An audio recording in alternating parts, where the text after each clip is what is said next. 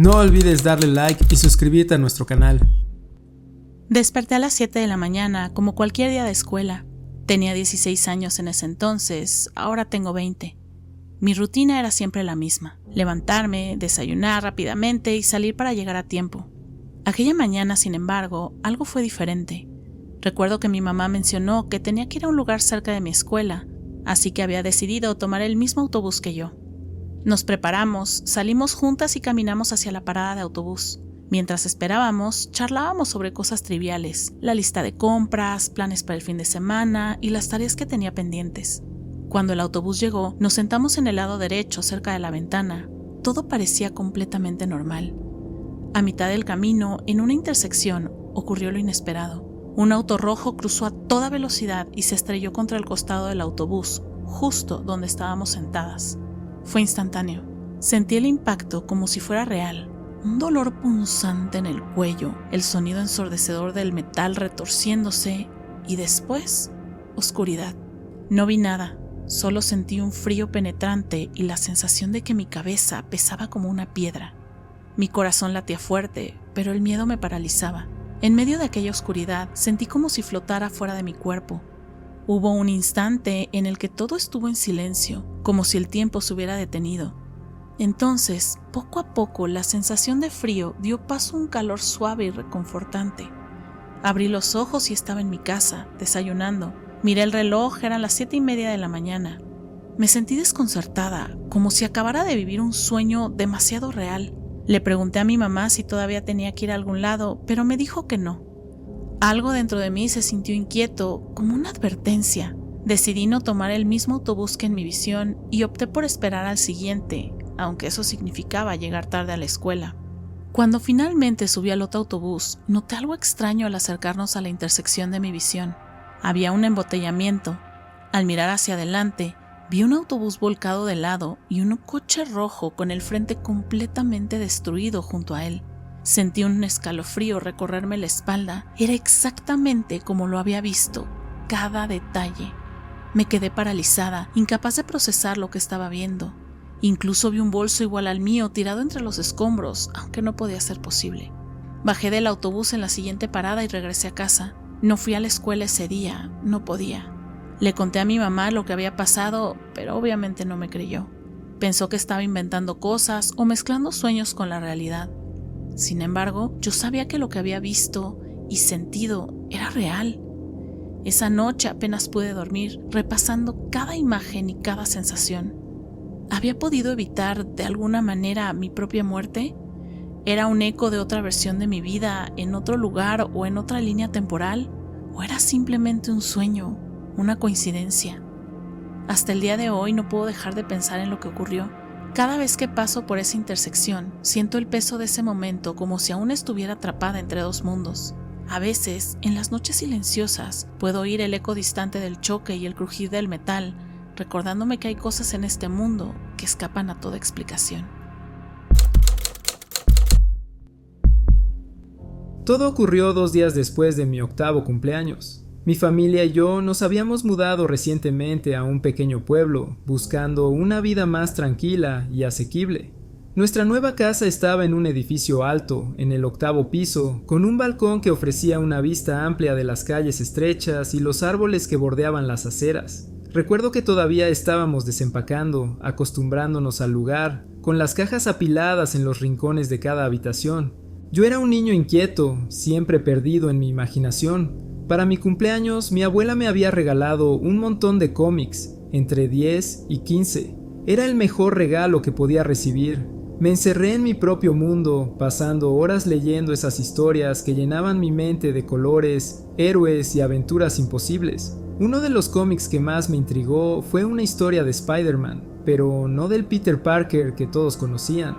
Esta era sobre un clon, un personaje oscuro y fascinante que se hacía llamar el Hombre Araña Carmesí. Su traje desgastado y la forma en que enfrentaba sus luchas me atraparon por completo. Era una tarde tranquila después de la escuela. Mis padres aún no habían regresado del trabajo, así que me acomodé en la sala para seguir leyendo. La luz del sol entraba por las ventanas, iluminando las páginas mientras devoraba la historia. En una de las viñetas, el hombre araña carmesí estaba agazapado en el techo de un edificio, sus músculos tensos. La ilustración capturaba el momento exacto en que se lanzaba al vacío. Sus movimientos eran precisos y seguros, como si el mundo entero se detuviera para él. Aterrizó en la clásica posición de Spider-Man, con las manos entre las piernas, el equilibrio perfecto entre fuerza y control. No sé qué fue lo que me impulsó, pero cerré el cómic con decisión, como si una chispa se hubiera encendido dentro de mí. Me levanté y caminé hacia el balcón. El aire frío de la tarde me acarició el rostro al abrir la puerta corrediza. Coloqué una silla junto a la baranda, subí y me quedé sentado en el borde, balanceando los pies en el aire. Desde esa altura, las personas abajo parecían diminutas, como figuras moviéndose en un tablero de juego. Fue entonces cuando lo vi. Al otro lado de la calle, un hombre estaba de pie, mirándome fijamente. No llevaba nada especial, pero algo en su postura y en la forma en que me observaba me puso nervioso. Su expresión era difícil de leer, una mezcla de sorpresa y urgencia. De repente comenzó a correr hacia el edificio. En ese instante algo extraño ocurrió. Una sensación de calma absoluta me envolvió, como si el tiempo hubiera cambiado de ritmo. Respiré hondo, cerré los ojos y me dejé caer hacia el vacío. El mundo se convirtió en un torbellino. El viento rugía en mis oídos y por un momento fugaz me sentí libre, como si realmente pudiera volar. Escuché al hombre gritar, «¡No, Dios mío!», pero su voz quedó ahogada por el zumbido del aire. Cuando aterricé, lo hice con una suavidad que no tenía sentido. Estaba agachado en la misma posición que había visto en el cómic. Sentí un leve cosquilleo en las piernas, como si hubieran absorbido el impacto, pero ningún dolor. Me puse de pie lentamente, mirando alrededor, todavía tratando de procesar lo que había sucedido. El hombre apareció corriendo desde los arbustos al borde de la calle. Se detuvo en seco al verme de pie, ileso. Sus ojos se abrieron desmesuradamente y su rostro palideció como si acabara de ver un fantasma. No dijo una palabra, pero su expresión lo decía todo. No podía entender lo que había presenciado. Retrocedió lentamente, sin apartar los ojos de mí, hasta que desapareció tras una esquina. Todavía aturdido, caminé hacia la entrada del edificio. Solo entonces me di cuenta de que había dejado las llaves dentro del apartamento. Me senté en el suelo a esperar a mi padre. Cuando llegó, se sorprendió al verme allí sin mochila. Me preguntó qué había pasado y le respondí con la mayor naturalidad: «Papá, soy Spider-Man». Él se rió pensando que era una broma, pero cuando entramos al apartamento, algo cambió. Vio el cómic abierto en el suelo, en la página exacta de la escena del salto. Su rostro se tensó y sin decir una palabra cerró la puerta del balcón con llave. Guardó el cómic en un cajón alto y me prohibió volver a acercarme al balcón hasta que cumpliera 12 años. Con los años, la historia se convirtió en un recuerdo extraño que compartía ocasionalmente, aunque mi padre siempre se mostraba incómodo, cambiaba rápidamente de tema o negaba cualquier cosa inusual. Sin embargo, nunca logró explicar cómo sobreviví al salto o qué fue exactamente lo que pasó aquel día. A veces, cuando estoy solo, pienso en el hombre que me vio caer y levantarme como si nada. Me pregunto quién era, por qué estaba allí y qué habrá pensado al verme desafiar las leyes de la realidad. Y aunque han pasado muchos años, esa sensación de calma inexplicable y el recuerdo del viento en mi rostro siguen conmigo, como si una parte de mí nunca hubiera tocado el suelo. Mi madre tuvo cáncer de tiroides. Cuando recibió el diagnóstico, quedó devastada, pero lo que más la preocupaba era la cicatriz en el cuello que dejaría la cirugía. Siempre fue una persona muy preocupada por su apariencia, especialmente después de haber luchado tanto para mantenerse fuerte y saludable. Pasó semanas debatiendo si someterse a la operación o no. Finalmente regresó de la consulta con el cirujano sonriendo. Me dijo que había encontrado una solución perfecta, un procedimiento donde harían un corte dentro del labio inferior a lo largo de la línea de las encías y extraerían la glándula por la boca. De esa forma, no habría incisión ni cicatriz visible en el cuello. Recuerdo que me pareció raro, pero me tranquilizó verla tan feliz con la idea. El día de la operación fue tenso. Estuve en la sala de espera junto a mi padre y mis hermanos. Cuando finalmente nos permitieron entrar a verla, mi madre estaba eufórica. Me mostró la incisión en su boca, tirando de su labio inferior para que pudiera verla bien. Fue grotesco, pero ella pareció orgullosa. Me burlé un poco pidiéndole que no me metiera la boca en la cara y todos nos reímos. Lo vi con mis propios ojos. Estaba allí, enrojecido y cosido, y me impresionó tanto que el recuerdo quedó grabado. Incluso mi padre comentó lo feliz que estaba ella con el resultado y mis hermanos también estaban presentes. Era imposible que estuviera imaginando esto. Pasaron los años y desgraciadamente el cáncer me encontró a mí también. El diagnóstico fue como un eco de lo que había vivido con mi madre. En la consulta con el cirujano le mencioné el procedimiento sin cicatriz. Él me miró como si estuviera loca y explicó que ese tipo de cirugía no se usaba en casos de cáncer porque requería cortar la glándula en pedazos para extraerla, lo que podría propagar células cancerosas y aumentar el riesgo de metástasis. Me sentí helada. Después de la cita le envié un mensaje a mi madre acusando al cirujano de haber cometido un error al hacerle su operación. Su respuesta fue confusa. No tenía idea de qué estaba hablando. Me envió una foto de su cuello donde se veía claramente una cicatriz curada atravesando la parte frontal. Me quedé sin palabras. Llamé a mi padre y le conté todo, pero él insistió en que nunca hubo una cirugía por la boca, que siempre fue en el cuello. Incluso mencionó una broma que supuestamente hice sobre decirle a la gente que la habían asaltado para justificar la cicatriz. Incluso mencionó bromas que yo supuestamente hacía para justificar ante la gente la cicatriz de mi madre. Eso no podía ser cierto. Recuerdo claramente haber visto la incisión en su boca. Mis hermanos también lo negaron todo. Dijeron que la cirugía fue normal con una incisión en el cuello, pero yo sé lo que vi, yo sé lo que vivimos. Desde entonces no he dejado de preguntarme qué pasó. Me siento como si estuviera atrapada entre dos versiones de la realidad. ¿Por qué tengo recuerdos tan claros y vívidos que nadie más comparte conmigo? ¿Ha cambiado algo más en mi vida o mi familia sin que me dé cuenta? Hubo un error en el universo que se corrigió y por alguna razón yo fui la única que no recibió la actualización. Cada vez que miro a mi madre o paso frente al espejo, siento que estoy viendo fragmentos de dos mundos superpuestos y me aterra pensar que nunca sabré qué recuerdos son reales y cuáles no. Cuando tenía 10 años, mi familia vivía en una pequeña comunidad al norte de Quebec. El invierno, como era de esperar en esa región, era brutal. El aire gélido cortaba la piel como agujas, y las cabañas que se dispersaban por el paisaje cubierto de nieve solo podían alcanzarse en moto de nieve durante los meses más fríos. Mi hermano, que tenía 12 años, y yo solíamos acompañar a nuestro padre en sus excursiones al exterior, una mezcla de aventura y supervivencia que se había convertido en una tradición anual para nuestra familia. Recuerdo que era a principios de los años 90 y todo parecía más rudimentario, más auténtico en aquellos días.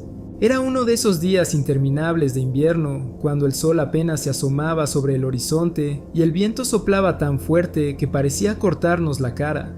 Nos encontrábamos en medio de un lago congelado, rodeados por el silencio inquebrantable del paisaje blanco. Mi padre, que siempre había sido pragmático y confiado en sus habilidades, estaba reparando la moto de nieve. Había algo extraño en el aire, un crujido que venía de la nieve bajo nuestros pies, pero mi padre insistió en que el arreglo era sencillo. Sin embargo, nada parece sencillo cuando el termómetro marca menos 30 grados Celsius y el viento se siente como cuchillas de hielo. Mi hermano y yo nos quedamos cerca de él, observando cómo luchaba con las herramientas, pero el frío era implacable. La oscuridad comenzaba a extenderse por el lago, y mi hermano, más atento que yo, fue el primero en notar algo a lo lejos. Entre las sombras que se alzaban sobre la orilla del lago se destacaba la silueta de una pequeña cabaña. ¿Qué tal si vamos allí? Podríamos encontrar algo de ayuda, o al menos un lugar donde resguardarnos un rato antes de que el frío nos termine, sugirió mi hermano. Mi padre dudó, mirando la cabaña con cautela. Aunque no parecía haber nada sospechoso, la idea de alejarse de la moto de nieve no lo convencía del todo. Sin embargo, el viento comenzaba a ser insoportable, y la idea de no hacer nada nos llenó de inquietud. Finalmente accedió y comenzamos a caminar en su dirección.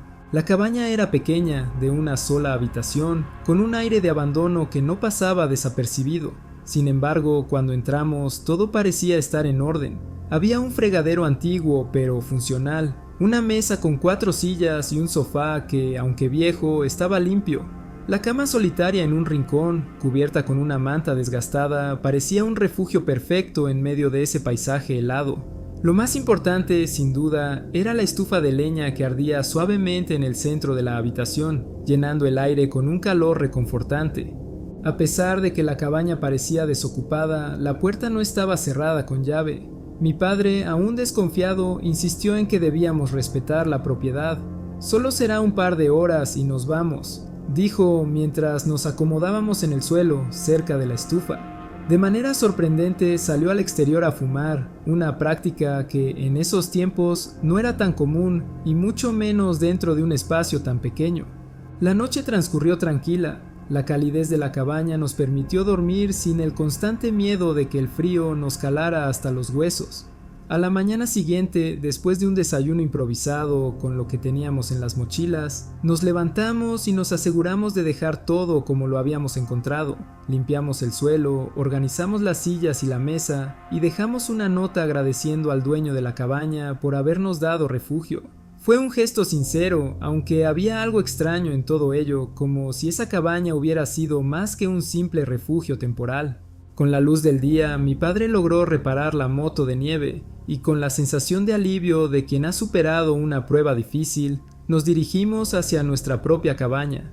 No sabíamos en ese momento que el verdadero enigma aún estaba por revelarse. Al regresar a la comunidad, queríamos compartir la experiencia con nuestra hermana mayor, que tenía 15 años. Decidimos regresar al lago, tomar nuestras motos de nieve y mostrarle la cabaña. Recordábamos las huellas que habíamos dejado en la nieve, las mismas que ahora nos servirían de guía para llegar a la orilla del lago, pero al llegar, algo nos dejó sin palabras. La cabaña ya no estaba allí. En su lugar, solo quedaban ruinas, las paredes medio derrumbadas, el techo colapsado, cubierto de musgo y nieve, como si hubiera estado abandonada durante décadas. No podía ser posible. Habíamos estado allí solo unas horas antes y la cabaña no solo estaba intacta, sino que parecía haber sido utilizada recientemente. Pero ahora el lugar era un esqueleto de lo que había sido. Nos acercamos con cautela, incapaces de procesar lo que estábamos viendo. Las huellas de nuestras motos de nieve seguían ahí, marcando el recorrido hasta la orilla del lago. Pero la cabaña, esa misma cabaña que nos había resguardado la noche anterior, simplemente ya no existía. Lo más inquietante de todo fue lo que encontramos dentro de las ruinas. Nuestra nota estaba allí, intacta, sobre un trozo de madera rota. El papel estaba en perfecto estado, sin arrugas, sin alteraciones. Parecía haber estado esperando allí todo el tiempo, como si el tiempo no hubiera avanzado ni un solo segundo para ese pedazo de papel. Ninguno de nosotros pudo dar una explicación lógica. Nos quedamos allí, paralizados, incapaces de movernos, observando lo imposible. ¿Cómo podría estar la cabaña en ruinas si habíamos pasado la noche allí solo unas horas antes? ¿Cómo era posible que la nota estuviera allí, como si nunca hubiéramos partido? Regresamos a casa en silencio, cada uno tratando de racionalizar lo que había sucedido, pero las explicaciones no venían. Todo parecía desmoronarse frente a nosotros. Con los años, mi hermano y yo hablamos de aquella noche, de esa cabaña que no encajaba con la lógica, pero nuestro padre nunca volvió a mencionar el asunto. Cada vez que intentábamos hablar de ello, cambiaba de tema rápidamente. Lo único que queda claro es que algo ocurrió en ese lago, algo que no se ajusta a las reglas del tiempo ni a la lógica que conocemos. Cada vez que pienso en ese lugar, en las huellas que nos condujeron a una cabaña que ya no estaba, siento un escalofrío. Algo sigue allí, una presencia que ni el calor de una estufa puede disipar, algo que todavía no entiendo.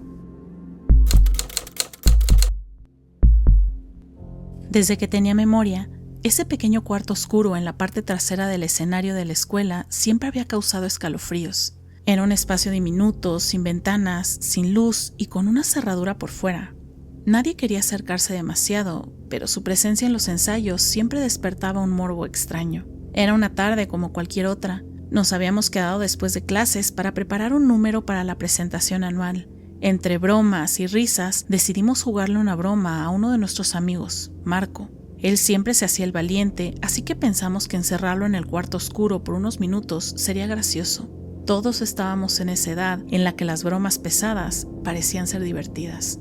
Marco se rió al principio, creyendo que era parte de la broma, pero en cuanto cerramos la puerta y echamos el cerrojo, empezó a golpearla. Primero eran golpes fuertes acompañados de risas nerviosas. Nosotros reíamos también, como los adolescentes insensibles e inmaduros que éramos entonces. Pero luego, algo cambió. Su risa se transformó en gritos. No eran gritos de enojo o frustración, eran gritos de pánico. Nos quedamos callados, nadie se atrevía a moverse. Los golpes en la puerta se hicieron más frenéticos, más desesperados, como si estuviera luchando contra algo más allá de nosotros. Entonces, de repente todo se detuvo. El silencio fue tan repentino que hizo eco en la habitación. Nos miramos entre nosotros tratando de encontrar alguna explicación, pero no había ninguna. Empezamos a llamarlo, Marco, Marco, pero no hubo respuesta. Dos de los más valientes empujaron la puerta, que se abrió con facilidad.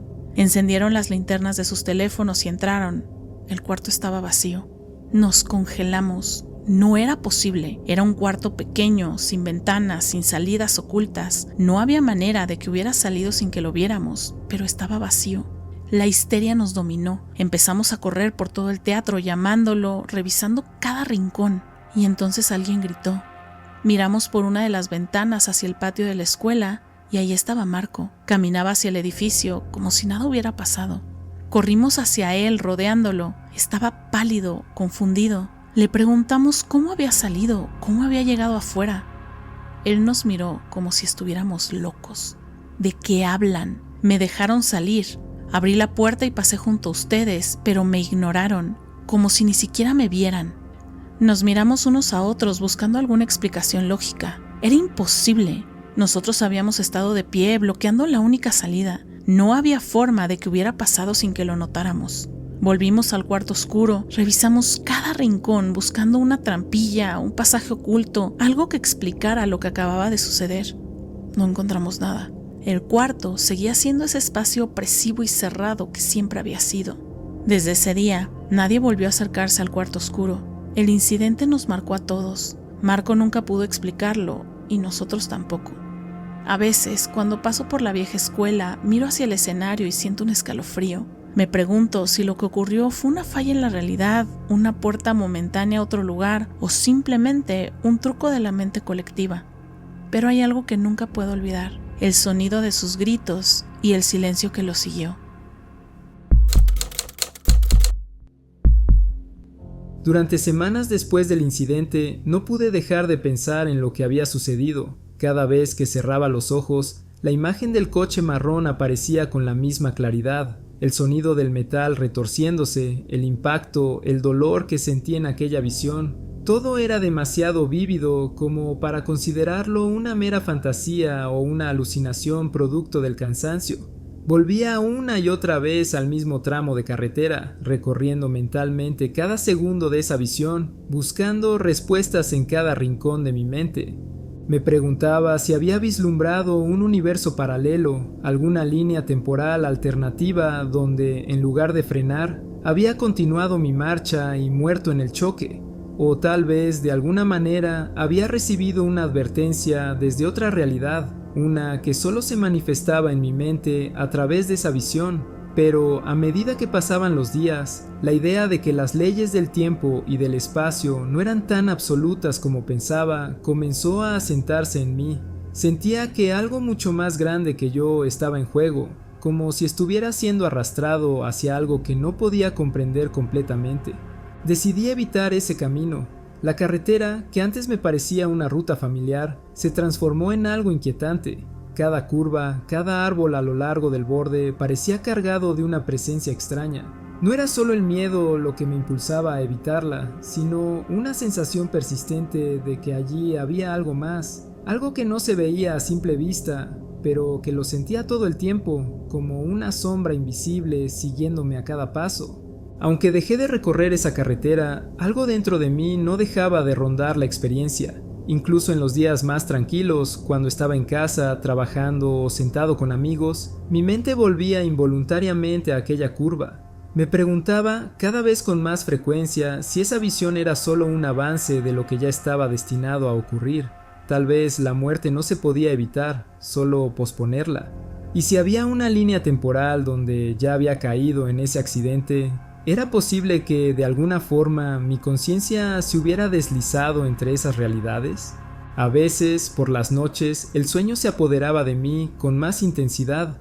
Los recuerdos del incidente se distorsionaban en la oscuridad, mezclándose con fragmentos de mi vida cotidiana, creando una atmósfera surrealista. En algunos de esos sueños me encontraba de nuevo en la carretera, conduciendo hacia esa curva, solo que esta vez no frenaba. El coche marrón aparecía en mi carril con la misma velocidad, el mismo destino inminente. Podía sentir el impacto en cada fibra de mi ser, la presión en el pecho, el caos que se desataba en un segundo. Y aunque intentaba gritar, mis palabras nunca salían, ahogadas por el ruido ensordecedor del choque. Siempre despertaba justo en ese momento, sudando, con el corazón acelerado, incapaz de entender si había escapado por poco de ese otro mundo o si, de alguna manera, ya había quedado atrapado en él. Cada mañana, al despertar, me encontraba observando mi entorno con una sensación extraña, como si algo, un pedazo de mí, se hubiera quedado atrapado en la visión, en ese otro mundo, y solo el cuerpo seguía funcionando en esta realidad. La sensación de déjà vu, de estar a punto de caer en la misma trampa, era insoportable, y lo peor de todo era la duda constante. ¿Realmente había escapado de ese destino o simplemente aún estaba viajando en la línea equivocada, solo que más consciente de lo que iba a ocurrir? ¿Era mi conciencia la que había hecho un deslizamiento en el tiempo y había dejado atrás algo? ¿O era esta la única realidad y el otro universo seguía aguardando por mí? Lo extraño es que a medida que el tiempo pasaba, las preguntas no se disipaban, al contrario, se acumulaban, volviendo más urgentes. Al principio intentaba racionalizar todo, buscaba explicaciones lógicas como el cansancio acumulado de las largas jornadas de trabajo o el estrés que podría haber causado una visión tan nítida. Pero esa teoría nunca me convenció completamente. Había algo en la forma en que todo ocurrió, algo que no encajaba con la razón. Lo que más me inquietaba era la sensación de que, por más que tratara de escapar de esa curva, siempre regresaba a ella. Era como si, en algún nivel más profundo, algo dentro de mí no pudiera dejar de recorrer ese camino, no pudiera dejar de enfrentarse a ese momento. Como si una parte de mi ser estuviera atrapada en esa línea temporal, esperando que algo cambiara, esperando una segunda oportunidad, pero sin saber si realmente era yo el que debía tomar la decisión. Y así, aunque ya no recorría esa carretera, aunque evitaba el camino hacia esa curva, no podía escapar del sentimiento de que todo lo que había ocurrido era solo un indicio, una pequeña fractura en la realidad que tal vez algún día me alcanzaría. ¿Qué parte de mí sigue atrapada en ese otro mundo? ¿Es posible que incluso ahora una versión de mí mismo esté viviendo lo que vi en esa visión? La incertidumbre de no saber la respuesta se convirtió en una constante, y aunque el tiempo seguía su curso, algo dentro de mí nunca dejó de preguntarse si, al final, ese destino era inevitable, si estaba destinado a ser parte de algo mucho más grande, mucho más inexplicable de lo que alguna vez pude imaginar.